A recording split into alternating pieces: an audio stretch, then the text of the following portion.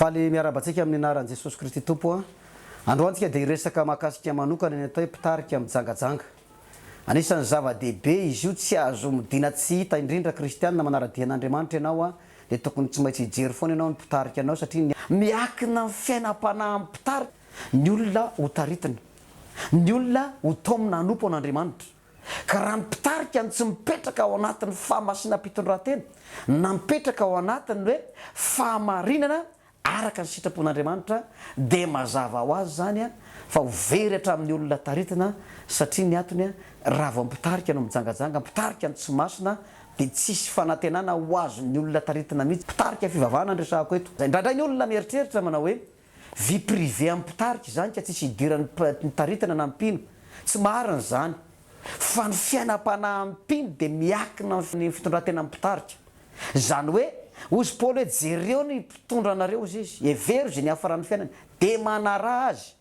Indraindray ny olona miteny manao hoe amin'ny 13-17 izy dia miteny manao hoe maneke mpitondra anareo, manoava azy fa izy miambina hafaranareo. Zany hoe raha tsy mijery an'ilay andinin'ny fafito zany ianao fa tonga dia makany amin'ny fito ambin'ny folo dia tafalatsaka ianao satria nahoana tsy hitanao intsony ilay fomba fiainan'ny mpitarika.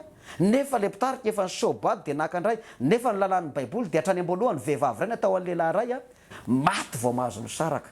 Dia kan'izay zany a raha mipetraka amin'ireo toeran'ireo mpitarika dia tena miteny amintsika very ianao ary tena very ianao satria ny mpitarika tsy ho tonga any an-danitra satria raha vao mijangajanga aiza moa ny mijangajanga tonga any an-danitra baiboly dia miteny an'izany mihitsy a raha direvana daolo mahakasika ny tsy fidirana any an-danitra rehetrarehetra dia mifijangajangana ny lasa aloha. Raha vao misobady ianao ka mbola velona ny vady ny soranao efa ny sorany ny vadiny dia ny vady voalohany sorany mitomany ary anjoro-trano ary mampakatra vaovao io vady ange tsy ohatry ny akanjoko rehefa hoe malalaka loatra dia dao soloana teritere. Misy ny olona mampakabady indroy intelo any amin'ny gazety no hitan'ny olona nanambady indray le pastera ohatran'izao zany hoe efa nanambady indroa zany izy na intelo dia tratrany hoe manambady indray. Zany tena tsy fanao mihitsy zany raha mpitondra fivavahana miditra ao anatin'izany ry havana very daholo.